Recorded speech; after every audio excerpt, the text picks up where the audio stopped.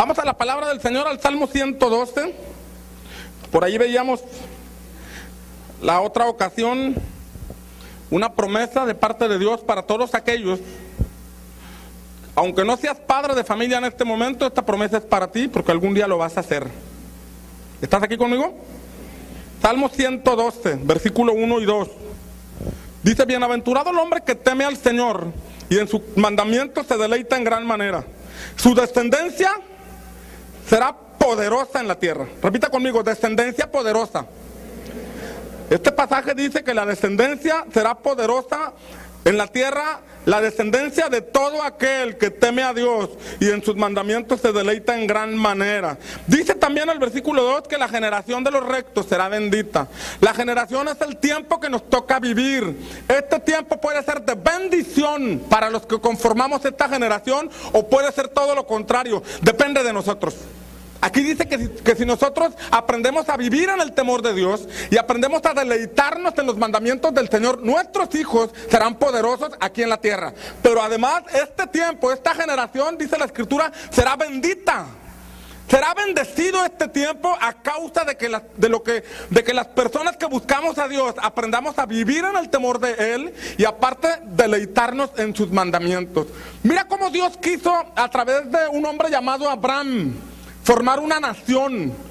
Dios llamó a Abraham para sacarlo de Ur de los Caldeos, para formar una nación a través de la cual él se iba a manifestar. Cada nación de la tierra tenía sus propios dioses, sus propios estandartes, y Dios deseaba manifestar su poder y su gloria a través de una nación. Para eso llamó a un hombre llamado Abraham. Lo sacó de una tierra idólatra llamada Ur de los Caldeos, lo llevó a conocer la tierra que le habría de dar y le dijo: te voy a bendecir, te voy a engrandecer, voy a hacer de ti una gran nación. Todos los que te bendigan yo los bendeciré, y aquellos que te maldigan se las verán conmigo. Eran los planes del Señor. Pero cuando leemos la Biblia, Abraham tuvo un hijo llamado Isaac, y luego Isaac tuvo a dos hijos, uno llamado Jacob y otro Esaú. Y en la vida de Jacob vemos que empezó a venir la multiplicación de la familia. Jacob tuvo 12 hijos. No tenían televisión ni cable en aquel entonces. 12 hijos tuvo. Pero mira lo que pasaba en la vida de los hijos de Jacob. Si vas conmigo al libro de Génesis, Génesis capítulo 37.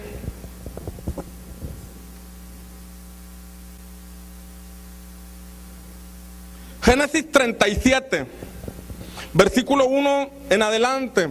Dice la palabra del Señor: habitó Jacob en la tierra donde había morado su padre, en la tierra de Canaán. Esta es la historia de la familia de Jacob.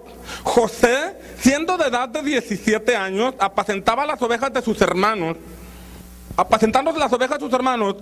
Y dice: este joven estaba con los hijos de Bila y con los hijos de Silpa, mujeres de su padre, e informaba a José a su padre la mala fama de ellos. ¿Qué le informaba a su padre? Tenía hijos con mala fama. Oigan, era un patriarca. Era un hombre llamado por Dios para establecer una nación. La misma promesa que le hizo a Abraham se la hizo a su hijo Isaac, y después se manifestó a Jacob diciéndole: a ti, de ti voy a hacer una gran nación. Pero vemos que la manera en que los hijos vivían en ese momento era todo lo contrario. Mala fama. Oye, tus hijos están allá en la esquina echándose unas caguamotas bien heladas. No lo creo, reprendo eso. Y a veces queremos negar lo que sí está pasando. Y tenemos una fe media loca, ¿no? No, me niego, no hay dolor, yo no veo, yo no lo creo. Y nos negamos a ver el estado en que se encuentran nuestros hijos en ocasiones. Aquí llegaba la mala fama. José llegaba con su padre y le decía: papá, ¿sabes una cosa? De mis hermanos dicen esto, de mis hermanos dicen lo otro, de mis hermanos dicen aquello, y no son chismes, es verdad. Hay mala conducta en mis hermanos, hay algo que están haciendo ellos que está muy mal. Y miren, esta familia que estaba llamada a vivir en la bendición del Señor, había un descuido. Ahorita vamos a ver algunas cosas que pasaban, pero había un descuido que trajo mala fama a los hijos del Señor. Si vas conmigo, ahí en Génesis capítulo 34, dice Génesis 34, Versículo 1, 2. Salió Dina, la hija de Lea, la cual había dado a luz a Jacob, a ver las hijas del país. Y la vio Siquem, hijo de Amor Hebeo, príncipe de aquella tierra, y la tomó y se acostó con ella y la deshonró. Dina también era hija de Jacob. Y pasó que Dina salió a la ciudad, salió al país a ver a las muchachas de aquel lugar, y por allá vio a lo lejos a un príncipe, a Siquem. Un príncipe, tal vez estaba muy elegante, tenía su tatuajota aquí por un brazo, tenía un aretote aquí grandote con una llanta de triciclo, con los pelos parados. Le llamó la atención y dice la escritura que esta mujer la sedujo y la violó. La hija de un hombre llamado por Dios a ser una gran nación a través de la cual Dios se iba a manifestar. ¿Por qué pasaban estas cosas? ¿Qué acaso Dios no le había prometido que iba a ser una gran nación? ¿Por qué había mala fama en los hijos? ¿Por qué una hija fue violada al salir a la ciudad? ¿Qué fue lo que ocurrió? ¿Acaso Dios les mintió? ¿Acaso Dios le falló? ¿Sabe una cosa? Dios nos ha llamado a nosotros a formar parte de su pueblo, y Él dice que somos real sacerdocio, nación escogida, pueblo santo, llamado a anunciar las virtudes de aquel que nos ha llamado. Él nos ha llamado para Él, nos ha traído para Él, para publicar sus alabanzas. Pero a veces nos pasan cosas en familia que parece que lo que la Escritura dice no se está viviendo en casa. A veces pasan en nuestra familia cosas que nos sacan canas, nos traen dolor de cabeza, nos traen confusión, aflicción, y preguntamos: Señor, ¿qué acaso tú no dijiste que me ibas a bendecir? Que en mi casa yo te podríamos servir. ¿Qué acaso tú no has dicho en tu palabra que serán benditas en ti todas las familias de la tierra? ¿Por qué me está pasando esto? ¿Estamos aquí? Dios tenía planes con Israel, con Abraham, con Isaac y con Jacob, pero ¿sabes una cosa? Dios nos hace responsables de nuestra vida y de nuestra familia. En Deuteronomio capítulo 6, yendo para atrás, en Génesis capítulo 29, dice Génesis 29, vamos a ver cómo fue el episodio cuando nacieron los hijos. Como les repito, no había televisión, no podían ver Pan de Vida por televisión, entonces la vida estaba muy aburrida en aquel entonces. Y bueno, Génesis 29, 31 dice: vio Jehová que Lea era menospreciada y le dio hijos, pero Raquel era estéril. Y concibió Lea y dio a luz un hijo y llamó su nombre Rubén. Porque dijo: ha mirado Jehová mi aflicción, ahora por tanto me amará mi marido. Tú te vas a llamar Rubén, porque a partir de este momento mi marido me va a amar. O sea, tú sales sobrando, hijo. Yo quiero ganarme el amor de mi esposo, porque dice aquí que era menospreciada. Y ella estaba tratando de ganar el amor de su marido y dijo: me lo voy a ganar teniendo hijos. Ya que Lea no puede tener, ya que Raquel no puede tener hijos, yo voy a tener hijos solamente para ganarme el amor de mi marido. Y dice el versículo 33: concibió otra vez y dio a luz un hijo y dijo: por cuanto oyó Jehová que yo era menospreciada, me ha dado también este. Y llamó su nombre Simeón. El Señor ha escuchado que yo soy menospreciada por mi marido. Tuve otro hijo para ganarme el amor de mi marido. O sea, el centro de la vida de esta mujer era ganar a su marido. Estaba el pleito contra su otra hermana, contra Raquel. Y estaba el conflicto: tú no le das hijos, yo sí le doy hijos, yo me lo voy a ganar. Si los niños allá están en casa, pero yo voy a tratar de ganarme a mi marido. Yo voy a tratar de ganarme el corazón de mis hijos. Allá los niños que los cuide la sirvienta, allá los niños que los cuide la ama de casa. Yo aquí voy a estar tratando de ganarme el corazón de mis hijos. El centro de mi vida es mi marido. Y a él me lo quiero ganar, y me lo voy a ganar a través de hijos. Versículo 34, concibió otra vez y dio a luz un hijo y dijo: ahora esta vez se unirá mi marido conmigo, porque le he dado a luz 3 hijos. Nuevamente está declarando: ahora sí me voy a ganar el corazón de mi marido. Ahora sí, con esto me lo gano y me quedo con él. Versículo 35, concibió otra vez y dio a luz un hijo y dijo: esta vez alabaré a Jehová. Por esto llamó su nombre Judá, y dejó de dar a luz. Más adelante, en el capítulo 30, después de que vemos que Raquel también empezó a pedirle al Señor y por ahí se buscó una concubina y a través de la concubina llegaron los hijos, dice el versículo 17, Génesis 30, 17. Oyó Dios a Lea y concibió y dio a luz el quinto hijo a Jacob. Y dijo Lea: Dios me ha dado mi recompensa, por cuanto di mi sierva a mi marido. Por eso llamó su nombre Isaacar. Después concibió Lea otra vez y dio a luz el sexto hijo a Jacob. 6 hijos. Ay, yo con 3 a veces digo, ¿cómo le hago, Señor? Versículo 20. Y dijo Lea: Dios me ha dado una buena dote. Ahora morará conmigo mi marido, porque le he dado a luz 6 hijos. Y llamó su nombre Salomón. Fíjate cómo sobre cada niño profetizaba algo, o daba una palabra nada más. En cambio, cuando nació Dina, versículo 21, después dio a luz una hija y llamó su nombre Dina. ¿Y qué dijo de ella? ¿Qué dijo de ella? Nada. No dijo nada. Sobre cada uno de sus hijos anteriores emitió una palabra, pero por la última, por la niña, no dijo nada. ¿Qué habrá dicho esta mujer? Mija, no conviene ni profetizar nada. Estás destinada a ser como yo, a andar ahí atrás del marido. No habrá quien te quiera, ni para qué profetizar sobre ti. Estás destinada a andar allí. Pero fíjate cómo era el centro de atención de esta mujer. Ella no procuró estar con sus hijos, sí dio una palabra, pero el centro era su marido. A veces a nosotros Dios nos da hijos, pero nuestro centro de atención está en otra cosa. En un trabajo, y tenemos que trabajar. En un ministerio, y tenemos que servir a Dios. Pero también tenemos que ser responsables sobre nuestros hijos. Hay ocasiones en que alguien tal vez contrajo nuevas nupcias, ya vino con unos hijos de un matrimonio anterior, y de pronto pues para ganarse bien el corazón de su marido, descuida a los hijos que ya tuvo, y entonces esto crea serios problemas en los hijos cuando ellos crecen. Se sienten menospreciados, se sienten abandonados, se sienten ignorados, y por eso luego viene la factura.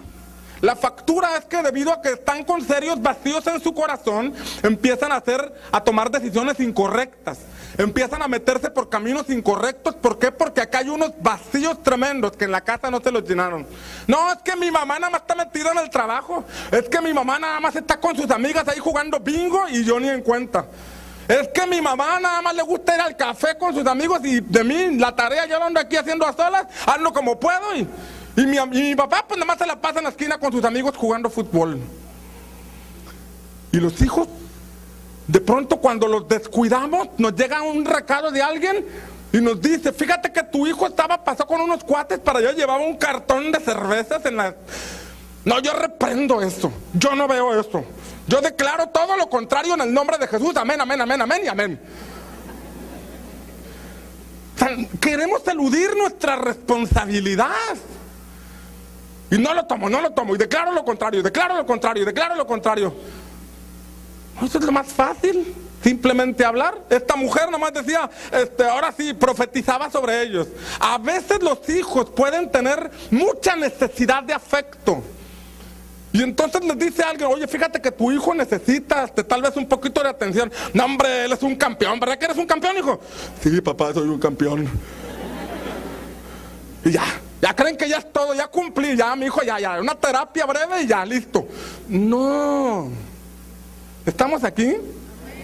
No con una terapia breve. Los hijos necesitan atención. Los hijos necesitan cuidado, protección, formación, educación. ¿Está de acuerdo conmigo?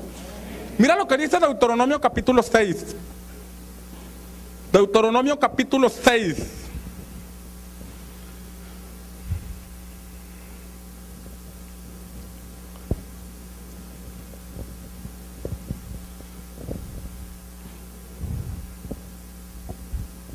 Versículo 5. Deuteronomio 6:5. Ya vimos en el Salmo 112:1 que bienaventurado el hombre que teme al Señor y en sus mandamientos se deleita en gran manera. ¿Qué tendrá como resultado? Descendencia poderosa y una generación bendita. Acá dice el Deuteronomio 6:5, y amarás a Jehová tu Dios de todo tu corazón, de toda tu alma y con todas tus fuerzas. Primeramente, tú. No, pastor, hable con mi hijo, es que mire, es que no quiere ir a la iglesia, es que mire, no se quiere involucrar. ¿Y usted por qué no viene también? No, es que él necesita más. Él necesita más. No, primero te llama a ti a amarle con todo tu corazón. Y después, versículo 6, y estas palabras que yo te mando hoy estarán ¿dónde? Sobre tu corazón. No es una terapia de que ya sí, ya no hay dolor, sí, lo tengo que repetir. Todo lo puedo en Cristo que me fortalece, todo lo puedo en Cristo que me fortalece. Filipenses 4:13, no veo, no hay dolor y no hay dolor. No, es una terapia, es estar en el corazón, es amar la palabra de Dios, es amar a Dios, es estar de acuerdo con lo que Dios dice, no verlo como una carga, sino verlo verdaderamente como algo, un beneficio para mi vida. Y entonces dice el versículo 7, ¿y la repetirás a quiénes? La repetirás, a ver, diga conmigo, repetir.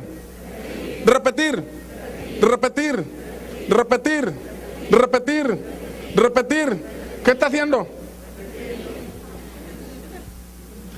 Y a veces decimos, no, yo ya le dije a mi hijo, si él no lo quiere hacer, allá él. No, el Señor dice que se lo tienes que decir. Y decir, y repetir. ¿Hasta cuándo? Hasta que se haga carne en él la palabra. Hasta que se vuelva viva la palabra en él. En una ocasión un pastor llegó a una iglesia y supo que llegó como nuevo pastor a esa iglesia y supo que había serios conflictos entre los hermanos. Los del lado derecho le iban a las Chivas, los del lado izquierdo le iban a la América. Y entonces los del lado izquierdo ya habían caído de la gracia de Dios por haberle ido a la América, ¿verdad?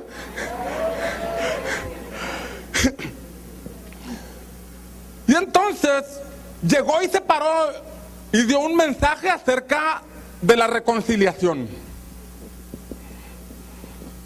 Dijo citas bíblicas, dijo anécdotas, dijo algunos chistes, oró por la gente y terminó la reunión. Al siguiente domingo vino a compartir nuevamente y habló de la reconciliación. Usó los mismos versículos, usó los mismos anécdotas, los mismos chistes, las mismas comentarios, oró por la gente, les ministró, terminó la reunión. El siguiente domingo vino, se puso de pie, ¿y de quién creen que les habló? De la reconciliación, los mismos textos bíblicos, las mismas anécdotas, los mismos chistes, las mismas ilustraciones, oró por la gente, ministró, terminó, vámonos a la casa. El siguiente domingo vino y se puso de pie, les pidió que abrieran la Biblia en el mismo versículo y entonces les dijo, seguramente se están preguntando el por qué repito cada domingo el mismo mensaje. Lo que pasa es que mientras no lo lleven a la práctica y se perdonen unos a otros, pues no tiene caso hablar de otra cosa. Vamos a seguir hablando de la reconciliación hasta que lo podamos hacer. ¿Cuántas veces le tenemos que repetir a nuestros hijos lo que la palabra de Dios nos dice? Hasta que lo lleven a la práctica. Hasta que lo lleven a la práctica. No basta con la escuelita del domingo. No basta con que vengan a la congregación. No basta con que vayan a la escuela. Como padres, Dios nos dice, le repetirás a tus hijos. Repita conmigo, repetir. Hay que repetirles a nuestros hijos hasta que lo lleven a la práctica. Versículo 7 dice, la repetirás a tus hijos y hablarás de ellas estando en tu casa. ¿Estando en dónde? A ver, levante sus manos aquí. Diga aleluya. Aquí es bien fácil. Pero en la casa, cuando llegas con mucha hambre y no está la comida y por ahí está pasando algo bien difícil, en ese lugar, en tu casa, tú tienes que repetir la palabra del Señor. Aunque no me diga amén.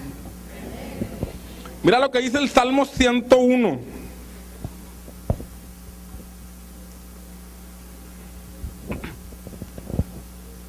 Salmo 101, versículo 1 y 2. Salmo 101, 1 y 2 dice, misericordia y juicio cantaré. A ti cantaré yo, oh Jehová. Cantar en la iglesia es bien fácil. Sobre todo si ponemos la letra ahí arriba y los muchachos cantan bonito. Por fe, por fe, por fe. Dice el versículo 2, entenderé el camino de la perfección cuando vengas a mí. Y mira lo que dice, en la integridad de mi corazón andaré en medio de mi casa. ¿Qué dice el Señor en Deuteronomio? Que debemos repetir a nuestros hijos en la casa, con nuestras acciones, con nuestra conducta, con la manera en que nos comportamos. No nos está diciendo que tenemos que ser perfectos, porque creo que ninguno aquí es perfecto, pero por lo menos debemos ser congruentes en entender que Dios nos está llamando a ser ejemplo en nuestra casa. ¿Qué pasa? Fíjate, un beneficio que recibimos por ser íntegros en nuestra casa, aparte de tener una generación poderosa, que dice el Salmo 112, porque mis hijos van a decir, yo quiero ser como mi papá, yo quiero ser como mi mamá, porque ven en él un Superman, ¿verdad? No ven a un ogro, no ven al, ¿cómo se llama? Shrek, ¿cómo se llama? No ven el ogro, ¿verdad? Ven a un héroe ahí en la casa. Yo quiero seguir el ejemplo de mi papá, yo quiero seguir el ejemplo de mi mamá. Son una gran mujer, un gran hombre. Me inspiran a seguir. Ese es el deseo de Dios, que nosotros podamos ser ejemplo a nuestros hijos. ¿Está aquí conmigo? Porque cuando en casa no hay un modelo a seguir, ¿sabes qué es lo que pasa? Ellos quieren ser Rambo, ellos quieren ser Pedro Navajas, ellos quieren ser Eminem, ellos quieren ser una serie de cosas, porque en la casa no hay un modelo a seguir. ¿Estás aquí conmigo? No vayas a pensar que estoy hablando de la persona que está a tu lado, ¿eh?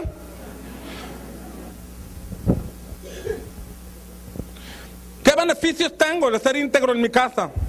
Versículo 6.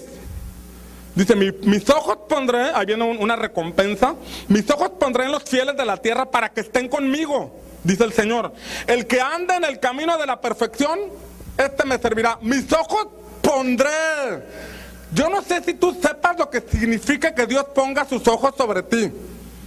Yo no sé si tú sepas verdaderamente lo que la Biblia dice acerca de cuando Dios pone los ojos sobre una persona. En el libro de Crónicas el Señor dice la palabra que los ojos de Dios recorren la tierra buscando a alguien de corazón perfecto para manifestar su poder a esa persona. Es decir, si los ojos del Señor recorren la tierra y ven que tú eres una persona íntegra, una persona que procura hacer las cosas bien, que se comporta bien en casa, que dirige a sus hijos, que les enseña con el ejemplo, dice la Escritura que Dios pondrá los ojos sobre ti para manifestar su poder. ¿Cuántos quieren ver la manifestación del poder de Dios sobre sus vidas? Dios nos llama a ser ejemplo en casa. Repetirlas, dice Deuteronomio capítulo 6, vaya nuevamente conmigo, repetirlas en la casa. Deuteronomio 6:6, estas palabras que yo te mando hoy estarán sobre tu corazón. ¿Por qué sobre el corazón? Porque lo que abunda en tu corazón, habla la boca. Y las repetirás a tus hijos, dice el versículo 7, y hablarás de ellas estando en tu casa y andando por el camino. ¿Qué significa andar por el camino y seguir repitiendo?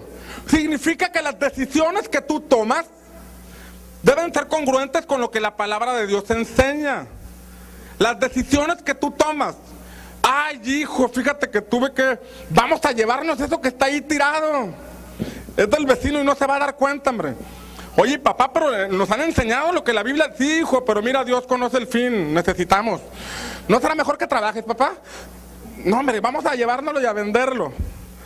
Al fin que Dios sabe, vamos a dar el diezmo de esto, no te preocupes. O situaciones como, hijo, ¿sabes una cosa?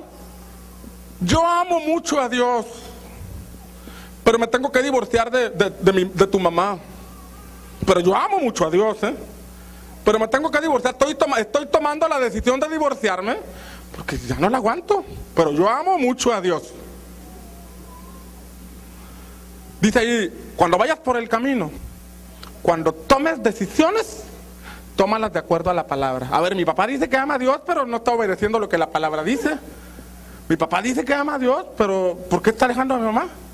Es que tú sabes, hijo, mira, conocí a una muchacha de 16 años, 90, 60, 360. Dice, en todos tus caminos. Mi papá es un hombre que batalló, luchó, pero siempre buscó al Señor en sus caminos, en sus decisiones. Es el mejor ejemplo que le puedes dar a tus hijos. ¿Sabes una cosa? Hay un bombardeo que el enemigo está haciendo contra las iglesias. De pronto ministros se divorcian y siguen predicando, porque irrevocables son los dones y el llamamiento, y de ahí me agarro y sigo predicando. Pero con qué autoridad podría yo pararme aquí a decir: hermanos, vengo a enseñarles algo que ni yo mismo hago, pero sé que es de bendición. De veras, es de bendición. Yo no lo llevo a la práctica porque la verdad, usted sabe, mire, pues es bien difícil, pero yo vengo aquí a hablarle, a ponerme de pie para que usted haga algo que yo mismo no hago. Qué incongruente, ¿verdad? ¿Está aquí conmigo? No, Dios está llamando a la iglesia a no ser bombardeado con las ideas del mundo. Dios estableció el matrimonio, Dios estableció la familia. Él espera que infundemos en nuestros hijos un buen ejemplo para que ellos nos vean a nosotros como personas congruentes que vivimos la palabra en cada una de las decisiones que tomamos. ¿Está de acuerdo conmigo? Y luego, ¿qué más dice? Deuteronomio 6:7. Andando por el camino y al acostarte y cuando te levantes. Se las vas a repetir en los caminos y al acostarte y cuando te levantes. Hay personas que se acuestan como príncipe y se levantan como ogro. Hay personas que a veces son inestables. Hoy te dicen que sí, mañana que no. Hoy te dicen que sí, participo, mañana ya no participo. Inestable. La Biblia dice que el hombre de doble ánimo es inconstante en todos sus caminos. El doble ánimo es el doble pensamiento. Dejarme llevar por las emociones. Sí, fíjese que siempre no. Mañana otra vez sí, después siempre no. Y el niño dice, mi papá dice que sí vamos a la iglesia, luego me dice que ya no vamos, luego me dice que sí volvemos a ir, y luego me dice que se enojó con el pastor, y luego me dice que nos vamos a otra iglesia, y estamos aquí, y estamos allá. ¿Qué le estoy enseñando a mis hijos de esta manera? ¿La inconstancia? Dice, se las vas a repetir al acostarte y al levantarte. O sea, lo que eres hoy tienes que hacerlo también mañana. Lo que le dijiste ayer tienes que ser firme el día de hoy. La fe que un día manifestaste en aceptar a Jesucristo en tu corazón debe estar presente todos los días de tu vida, porque es el mejor legado que le puedes dejar a tus hijos. El ejemplo de cómo servir al Señor en medio de cualquier circunstancia. ¿Está de acuerdo conmigo? Que el día que te toque ir a su presencia, tus hijos te recuerden, fue un buen viejo, me puso el ejemplo, de veras que era congruente, gordito, pelón y chimuelo, pero era congruente, no era inconstante, me enseñó la importancia de la constancia. Hoy soy, mañana también. Jesucristo dice, la palabra es ayer, hoy. Y como hijos de Él, nuestra fe debe estar ayer, hoy, siempre. ¿Estamos aquí? Versículo 8, y las atarás como una señal en tu mano, y estarán como frontales ante tus ojos. Señal en tu mano y frontales en tus ojos. Lo que tú ves. ¿Te pones a ver películas 3X delante de tus hijos? No importa, hijo, es la creación de Dios.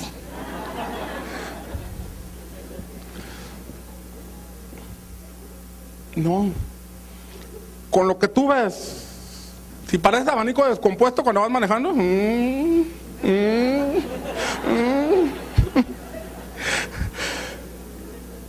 tus hijos lo ven. Y el Señor dice, repíteles a través de lo que tú ves, de la manera en que mueves tus manos. Versículo 9, y las escribirás en los postes de tu casa y en tus puertas. ¡Wow! ¿Verdad que no nada más es de decirle, hijo, vamos al templo? ¿Quieres tener una generación poderosa? ¿Quieres tener una generación bendita? Dice el Señor que tienes que deleitarte en su palabra, andar en el temor de Dios y repetirle a tus hijos con tus palabras, con tus acciones, acerca de lo que dices que hay en tu corazón, que es fe en Dios. Escribirlas en los postes de tu casa y en las puertas. Hablar de las puertas es de que tienes que convertirte en un buen agente aduanal de tu casa. ¿Qué es lo que entra a tu casa? No, pues prefiero que tome aquí en la casa que se vaya a tomar allá a la esquina. No, espérate. ¿Por qué tan fácil? Dios te ha puesto ahí en tu casa para cuidar como cabeza del hogar, como autoridad. Si no puedes dirigir a tus hijos, O sea, ¿qué cuentas le vas a dar al Señor? Tenemos que dirigirlos. ¿Qué permites que entre a tu casa? ¿Qué permites que entre? Tú tienes que ser un buen agente aduanal ahí. Y en la puerta decir, esto aquí no entra. Esta casa se respeta. Como la señorita que de pronto lleva a sus muchachas, a su novio ahí hasta la casa y lo dejan entrar hasta el cuarto y hasta las 10, 11 de la noche. Estamos haciendo tarea, papá, no te preocupes. Mi hija es una santa. No, hermano, fíjese bien. No, como yo niego esas palabras. Lo desecho en el nombre de Jesús. Yo no lo creo. Mis hijos son santos, nación santa, dice la... No, hermano, vaya a ver al cuarto, abra la puerta, no deje entrar a nadie ahí, hombre. ¿Qué le pasa? Usted es el diablo, lo reprendo esa palabra, no la creo. Y luego la niña sale con una pancita, papá. No, sea un diligente ahí en su casa. Los postes de la casa significan el fundamento que hay en tu casa. Jesús dijo que el que oye sus palabras y las hace es alguien que hace una buena casa. Tu casa está ahí por mientras, se va a caer. Tienes que cuidar tu casa. Jesucristo habló de los que llegan a ser grandes. Jesucristo dijo, el que lleva a la práctica los mandamientos y así enseña, será llamado grande en el reino de los cielos. Pero el que no los lleva a la práctica y así los quiere enseñar, será llamado pequeño. Dios le dijo a Abraham, haré de ti una nación grande.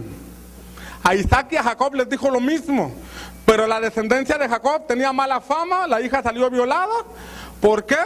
Porque descuidaron el asunto con los hijos. ¿Quieres tener una familia bendecida? ¿Quieres tener unos hijos poderosos? Para que seas una familia de grande nombre ante los ojos del Señor, porque así lo enseña la palabra, tú tienes que llevar a la práctica la palabra y enseñarlo a tus hijos de esa manera, con tu ejemplo. ¿Alguien está de acuerdo conmigo? Repita conmigo, levanta sus manos y repita conmigo, mis hijos serán poderosos y mi generación será bendita. Dios hará su parte y yo haré lo que me corresponde hacer, en el nombre de Jesús. Dele un fuerte aplauso a Cristo. Pues por la fe tenemos paz para con Dios por medio de nuestro Señor Jesucristo. Fíjate bien lo que dice este pasaje. Es muy importante que tú tomes en cuenta cada enseñanza de la palabra de Dios. Aquí dice que somos justificados por la fe. Tenemos paz para con Dios. Es muy importante que tú tengas paz con Dios. Es muy importante que tú y yo tengamos esa verdadera paz con el Señor. Lo contrario a paz es guerra. Lo contrario a paz es conflicto. Una persona que está en conflicto con Dios no puede vivir bien. Una persona que está en conflicto con Dios no puede desarrollar su vida cristiana. Una persona que tiene un conflicto con Dios no puede desarrollarse. Aquí dice que somos justificados por la fe y con esa justificación podemos tener paz con Dios. Fíjate bien, la palabra paz proviene de un vocablo griego que es la palabra eirene.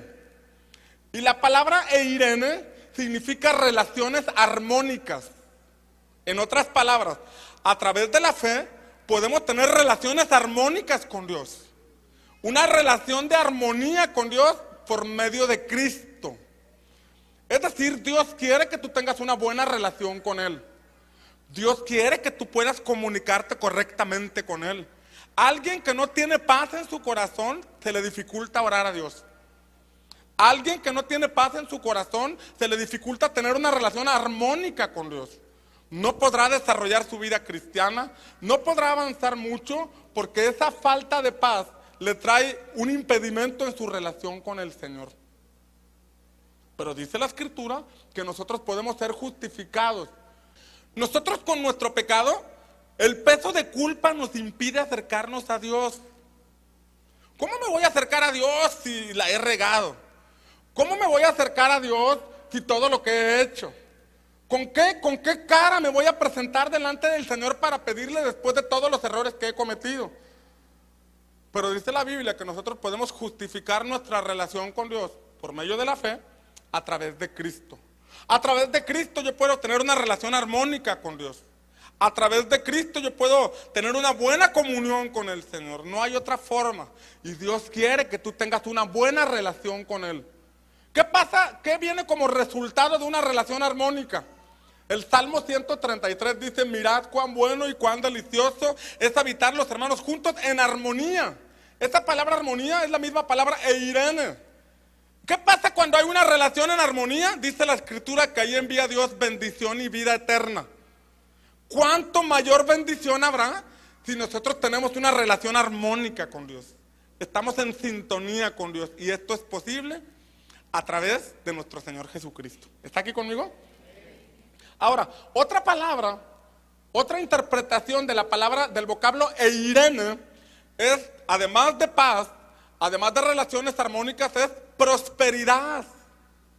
Dice la Escritura entonces, si lo leemos de otra forma: justificados pues por la fe, tenemos prosperidad con Dios a través de nuestro Señor Jesucristo. ¿Qué pasa cuando tú no tienes una buena relación con Dios? Se te dificulta creerle a Dios. Se te dificulta creer que Él te pueda prosperar o bendecir. No lo merezco. Cometí tantos errores. ¿Con qué cara me voy a presentar delante del Señor? Bueno, la Biblia dice que somos justificados. Dios nos hace justos a través de la sangre que Cristo derramó en la cruz del Calvario. No tomando en cuenta nuestros pecados anteriores. Borra estos pecados y nos ve a través de los ojos de Jesucristo. ¿Está aquí conmigo? De esa manera puedo prosperar. De esa manera puedo tener una relación armónica. Y tener una relación armónica con Dios me va a permitir tener una relación armónica en familia, en mi matrimonio, con mis hijos, con mis amigos, en mi trabajo. Aquel que no tiene paz con Dios, no tiene paz en ningún lado. No tiene paz en su casa, no tiene paz en su trabajo, no tiene paz en ningún lugar. La paz de Dios es muy importante. Y esta la recibimos a través de la fe y por medio de nuestro Señor Jesucristo. ¿Está aquí conmigo? Ahora fíjese bien. Hay fundamentos de la palabra de Dios sobre los cuales edificamos la iglesia. Cuando yo hablo de prosperidad, estoy dando por sentado que usted ya sabe o entiende perfectamente la doctrina de Cristo. De pronto estamos hablando de reyes y sacerdotes, que Dios quiere llevarte a reinar, que Dios quiere que tú seas un empresario próspero, que Dios quiere que tú seas un director de escuela, que Dios quiere que tú seas un político que se mueva bajo los principios y parámetros de la voluntad del Señor, y una serie de cosas. Sin embargo, esos solamente son ladrillos o bloques que están edificando una vida, pero esa vida debe tener un fundamento firme. Si estamos hablando de que Dios te quiere llevar a reinar, lo estoy enseñando sobre un fundamento de que ya tienes por sentado, de que ya te arrepentiste de las obras muertas. Si tú quieres reinar a la manera de Cristo, pero no tienes el fundamento, ese fundamento no significa que lo sabes. No significa que te sabes de memoria el arrepentimiento de obras muertas, la fe en Dios, la resurrección de los muertos. Significa que ya lo estás llevando a la práctica.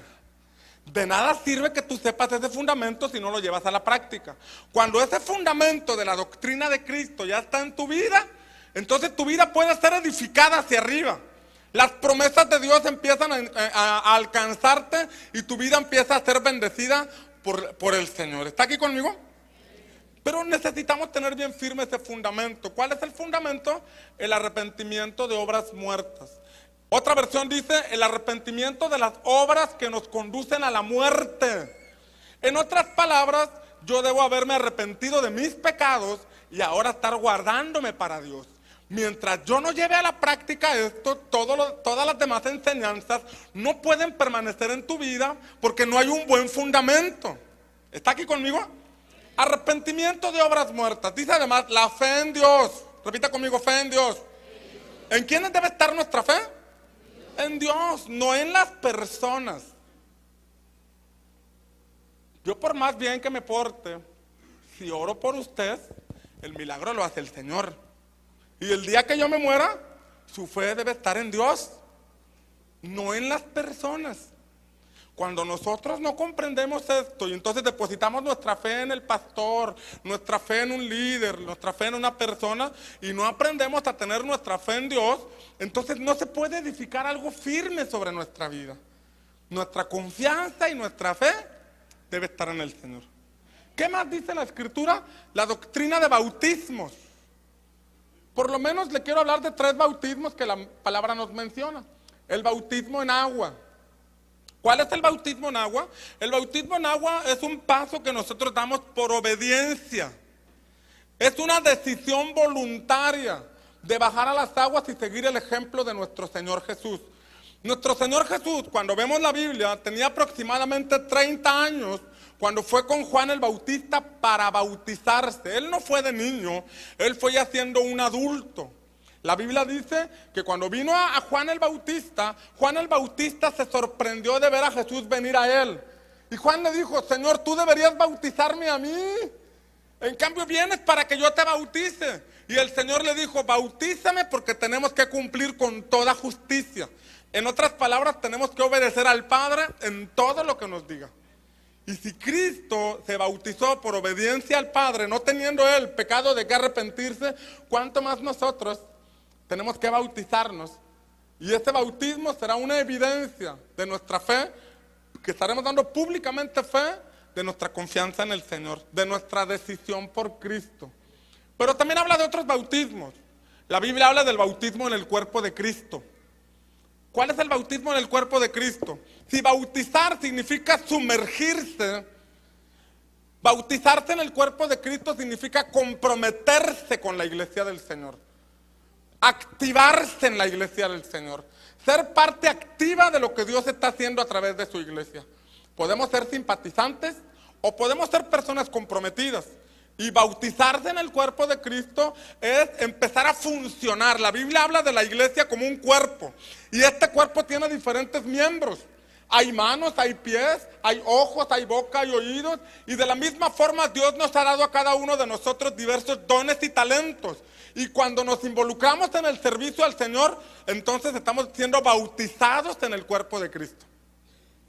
También habla la Biblia del bautismo en el Espíritu Santo. Y el bautismo en el Espíritu Santo, la Biblia nos muestra una evidencia del bautismo en el Espíritu Santo, que es hablar en otras lenguas. Y es cuando te metes, te sumerges en lo espiritual. Te sumerges, la Biblia habla en Ezequiel de un río que proviene de Dios y que baja hasta el templo y empieza a fluir. Y habla de que nos muestra cómo ese río, quien se mete a ese río recibe sanidad. Y podemos entender que habla en uno de los salmos habla del río de Dios. Podemos entender que es el Espíritu Santo. Nosotros podemos ver de lejecitos lo que el Espíritu Santo hace, o podemos meternos de lleno, bautizarnos en su presencia, meternos y sumergirnos en la unción del Espíritu Santo. ¿Está aquí conmigo? Estas 3 cosas deben ser una enseñanza fundamental en tu vida. Estamos hablando de la doctrina de Cristo, que es la fe en Dios, el arrepentimiento de obras muertas, los bautismos. Habla también la Biblia de la imposición de manos. Una de las doctrinas que tú tienes que saber. ¿Qué pasa cuando tú estás enfermo? Tienes que ir corriendo a donde está el pastor. No. La Biblia dice que sobre los enfermos se impondrán las manos y ellos sanarán. Es cuando tú empiezas a creer lo que la palabra dice. Es cuando empiezas a activar lo que dice la Escritura. Tú puedes correr a donde está el pastor. Pastor, ore por mí. O tú puedes decir, Señor, tu palabra dice que sobre los enfermos se impondrán las manos y ellos sanarán. A ver, mi amor, esposa, esposo mío, pon tus manos y ora por mí y vamos a creer que Dios me va a sanar. Y tú, por fe, vas a recibir esa sanidad. Pero debe ser un fundamento. Cuando tú tienes bien clara esa doctrina, entonces se puede edificar sobre tu vida. Ya no vas a andar corriendo, vas a tener tu fe en Dios. Si es correcto que el pastor ore por ti, no crees que le estoy sacando a mi trabajo. Si es correcto. Pero si en ese momento el pastor no está junto a ti, sabes que el Espíritu Santo está a tu lado. Y la fe en la palabra de Dios, el obedecer esa palabra va a traer un beneficio a tu vida. ¿Está de acuerdo conmigo? La imposición de manos también se da. En la palabra encontramos que cuando se nombraba un ministro, cuando se nombraba un pastor, se le imponían las manos del presbiterio y del apóstol Pablo se impusieron sobre Timoteo para nombrarlo pastor. La imposición de manos. Pablo dice, no impongas las manos a la ligera. Lo dice en referencia de que no nombres a un ministro ligeramente. Pero hablar de la imposición de manos es saber que hay personas a quienes Dios levanta para ser ministros, para ser pastores, para ser evangelistas, autoridades espirituales a las cuales Dios levanta. Tú estás en una iglesia y esta iglesia tiene un pastor y esta iglesia se mueve en una visión y entonces debemos entender que pertenecemos a una congregación. Cuando tú no entiendes este principio y vienes a esta iglesia y luego visitas otras 50 iglesias más y luego al otro año vienes otra vez y andamos en todas las iglesias de Tampico, Madero y Altamira, que no es ningún pecado, pero lo que está ocurriendo es que no has entendido el sentido de pertenencia a una congregación, el someterte a una autoridad, para que esta autoridad te instruya, te bendiga, te corrija, te impulse, te desarrolle y pueda contar contigo. ¿Estás aquí conmigo? La imposición de manos. Y hablar de este asunto es también pertenecer a la congregación y no faltar. Vienes hoy, el otro domingo no, después sí, después no. Congregarte, pertenecer a la congregación. ¿Cuál otra doctrina vemos en este pasaje? Encontramos la doctrina también de la resurrección de los muertos. Habla de la doctrina del arrepentimiento de obras muertas, de la fe en Dios, de los bautismos, de la imposición de manos, de la resurrección de los muertos. Aunque no lo quieras, a tu suegra la vas a ver un día allá en el cielo también. La resurrección de los muertos. Dice el apóstol Pablo que ese es un pilar de nuestra fe, porque si Cristo no resucitó, en vana es nuestra predicación, pero como Cristo resucitó, entonces nosotros también tenemos esperanza de resurrección. Cristo le dijo a María y Marta: yo soy la resurrección y la vida. El que cree en mí, aunque esté muerto, vivirá. Amén. El que cree en mí, aunque esté muerto, vivirá. Y vemos que cuando Jesús fue a resucitar a Lázaro, María y Marta tenían bien clara esta doctrina. Porque Cristo les dijo: tu hermano resucitará. Y ellas le dijeron: sí, en el día postrero. Donde podemos ver que Cristo enseñaba esta doctrina acerca de la resurrección de los muertos. Y el apóstol Pablo nos dice que debe ser para llenarnos de fe y esperanza. Amén. De todo lo que tú hagas, no creas que el día que llegues al final de tus días y que tengan que velarte ya terminó todo. Algún día, dice la palabra, todos resucitaremos, unos para vida eterna y otros para condenación eterna. También nos habla la última doctrina, la doctrina de Cristo, habla de el juicio eterno. Y la palabra nos enseña que un día todos, grandes y pequeños, nos presentaremos delante del Señor para rendir cuentas de nuestra vida. ¿Estás aquí conmigo? Todos, todos. Preocúpate tú por obedecer al Señor. Preocúpate tú por hacer las cosas bien para tu Señor. No te preocupes que por si alguien anda haciendo males o no. Preocúpate tú por hacer las cosas bien para tu Señor. Porque un día todos nos presentaremos delante del Señor. Y estos fundamentos nos deben llevar a edificar nuestra vida. La doctrina de Cristo es fundamental. Sobre esto nosotros enseñamos de reyes y sacerdotes, sobre esto nosotros enseñamos de prosperidad, sobre esto enseñamos de todos los tópicos que podamos enseñar aquí en la iglesia, están sobre el fundamento de la doctrina de Cristo. Si esa doctrina no es un fundamento en ti, entonces todo lo demás tarde o temprano se puede caer. Asegúrate de vivir en el perdón de Dios, en el arrepentimiento de obras muertas. Asegúrate de tener tu fe en Dios. Asegúrate de llevar a la práctica esos 3 bautismos. Bautismo en agua, bautismo en el cuerpo de Cristo y bautismo en el Espíritu Santo. ¿Qué pasa con el bautismo del Espíritu Santo? El poder de Dios se mueve a través de ti. Lo que pudieras hacer en un año, con el Espíritu Santo lo haces en una semana. Es una revolución que causa en tu vida, un aceleramiento en lo que tú quieres hacer, porque Dios a través de ti es más rápido que lo que tú en tus fuerzas quisieras lograrlo. ¿Estás aquí conmigo? Necesitamos la unción del Espíritu Santo. Dale un fuerte aplauso a Jesucristo.